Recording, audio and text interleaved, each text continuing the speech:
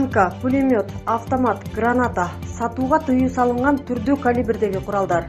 Бул курал-жарактар Балмуздак сүт азыктарын чыгаруучу ишкананын негиздөөчүлөрүнүн биринен табылды. УКМК аскерий каражаттар мыйзамсыз сакталган деп билдирүүдө. Интернет айдыңында кармалган жаран Токмоктогу Гавайи эс алуу борборунун кожоюну экенин, ал күнүмдүк жашоосунда дагы аскердик кийим кийип жүргөнү жана агрессиялуу, ал тургай ишканада иштеген жумушчуларды курал менен коркутат деген пикирлер жазылууда.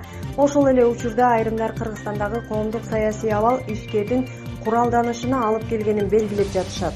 Анткени буга чейин эс алуу жайы өрттөлгөн, бир нече ирет кимдир бирөөлөр тарабынан талкаланган.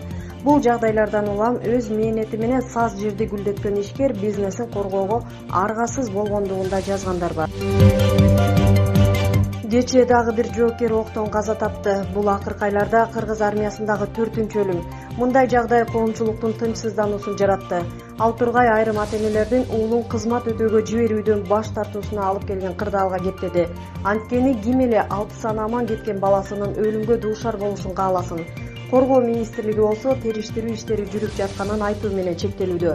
Министр Бактыбек Бекболотов балдардын армияда кызмат өтөөгө психологиялык жактан даяр эместигин кыйытты. Ал эми серепчилер Кыргыз армиясынын уставын карап чыгып комплекстүү иштер жүргүзүлүшү керектигин белгилешти. Алар армияга сыймыктануу менен бара тургандай деңгээлге көтөрүү керектигин айтышууда. Муну менен катар мектептердеги аскерге даярдык курсун күчөтүү мезгил талабы дешет. Жаңы окуу жылына 10 чакты күн калды. Учурда ата-энелер балдарын мектепке даярдап жатат. Алардын айтымында былтыркыга салыштырмалуу окуучулардын кийим-кечелери, окуу куралдар кыйла кымбат. Кенже класстын бир окуучусун мектепке даярдоого орто эсеп менен 7000 сомдой кетет. Ал эми чоң класстын баласы үчүн 10 миңден ашык сарпталат. Ага форма, бут кийим, спорттук бут кийим, жемпир жана окуу куралдары сатып алынат. Мындан тышкары окуу башталганда китеп сатып алуу керек. Мектеп үчүн ички төлөмдөр бар.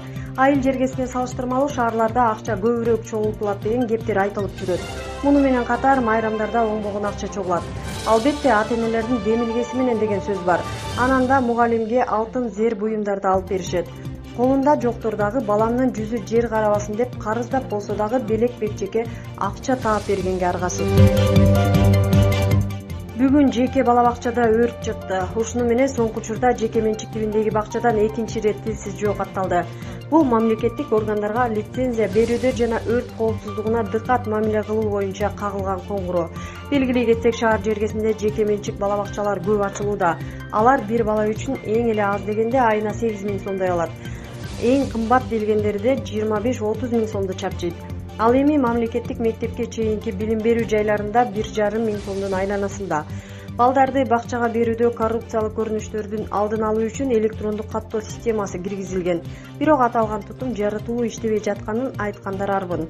Бала мектеп курагына келип калганда кезеги жеткен учурлар дагы кездешет.